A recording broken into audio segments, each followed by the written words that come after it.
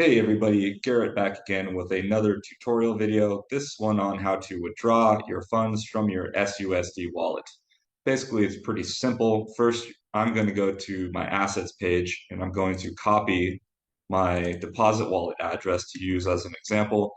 Just note that you can send your funds to any USDT TRC20 wallets, so you don't have to use your deposit address. Next, I'm going to click on the withdraw button. I'm going to paste the address that I just copied. I'm going to type in how much I'd like to withdraw. It has to be over $2 because there is a $2 fee. The remark field you can leave blank. If you want to notate what the transaction was for, you can type in a little remark, and then you're going to type in your transaction password. Click the next button.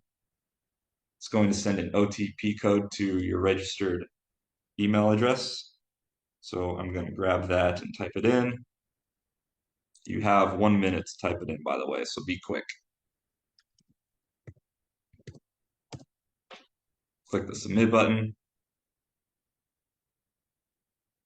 and boom, it says withdraw successful. And then you're going to go down to your withdraw history and you're just going to confirm that it actually sent out.